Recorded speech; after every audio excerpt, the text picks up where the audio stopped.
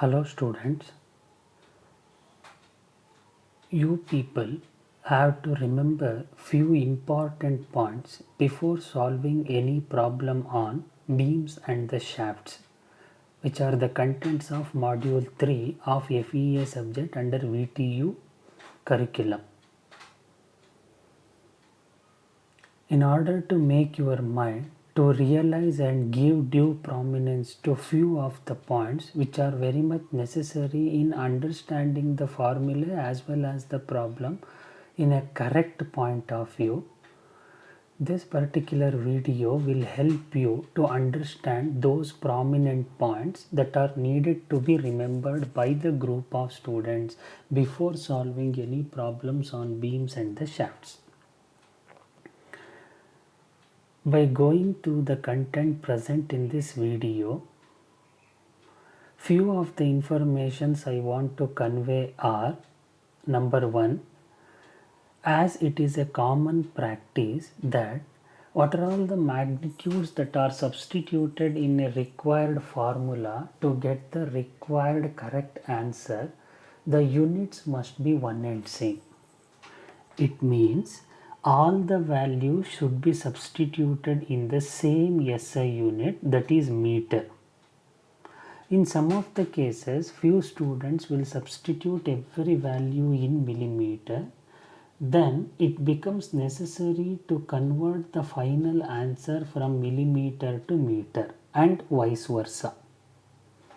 Thus, the first point says that when you go through the problem definition, the three data that will be specifically given within the problem definition are Young's modulus E, mass moment of inertia I, and length of the element L. These should be substituted in the same SI unit, that is meter or meter square or meter to the power 4. The meaning of my just said sentence is, whatever may be the unit given for the value of Young's modulus E, you suitably convert it into Newton per meter square. Similarly, whatever may be the unit of I, whether in centimeter or in millimeter, you suitably convert into meter to the power 4 by doing necessary modification. Similarly, length of the element should be substituted in meter. When all these numbers are in the same SI unit, then we are going to get the required correct answer as a solution to the problem when it is completely simplified. The second point says here is, within the problem definition or within the schematic representation inside the problem definition, generally the value of the magnitude of the load or force applied will be given in kilonewton. SI unit of load applied is Newton, so you do this necessary modification of converting kilonewton to Newton in case of a point load. In a similar logical sense, convert the value of the magnitude of the UDL and UVL given within the problem definition in kilonewton meter as Newton meter. Then you substitute this value in the correct formula and get the required correct answer. When you concentrate on the third point present in this particular sheet, it tells about FER and two important informations hidden within this FER, that is finite element representation diagram. The two important informations are whether within the problem definition the schematic representation having the details of point load and the moment either given in clockwise or in anti-clockwise direction.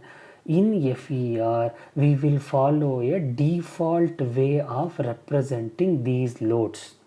That is, every point load is represented in the vertically upward direction and every moment will be represented in the anti-clockwise direction. Whether whatever may be the direction of the loads applied given within the sketch of the problem, the default method of representing the point load and the moment is as shown, which is applicable to all the problems solved under analysis of beams. By going through this FER, we can easily follow the sign convention of representing the loads being applied onto the nodes of the structural member.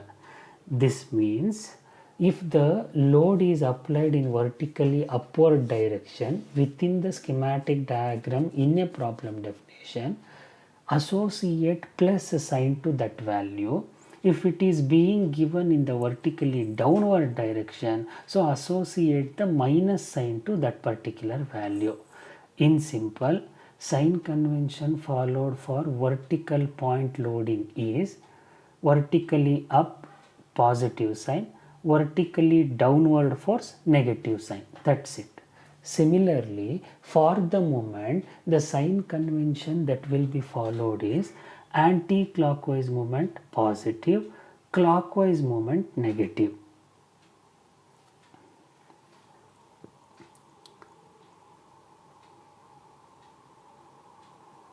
As I have told through my explanation in all the problems of analysis of beams, the order of global stiffness matrix is directly proportional to total count of the nodes into 2.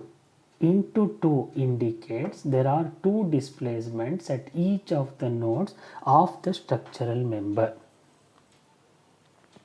Whatever the answer that you are going to get for total number of nodes into 2, that number will be replicating in the entries to be present within Q and F matrix. This is what the fourth point tells here. In relation to beams, the total number of entries in global displacement vector and global force vector Q and F respectively is directly proportional to total count of the nodes present in the structural member into 2. You please add into 2 to the fourth sentence which has been omitted. The fifth point tells that equation for F matrix will be varying with respect to the type of loading being applied onto the structural member. If it is a point load, if it is a moment, the force equation becomes F1, F2, F3, F4 continued depending upon the nodes present in the structural member. If it is UDL, there is a separate formula to calculate F matrix. If it is UVL, there is another formula to calculate F matrix. All the three formulas have been discussed in all the problems relevantly, which you have to remember from the examination point of view.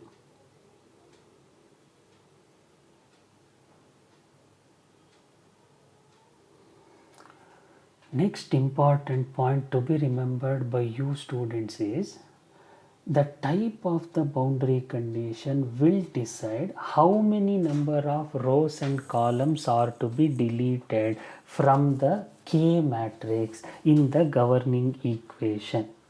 What it is, it will be explained in the next video.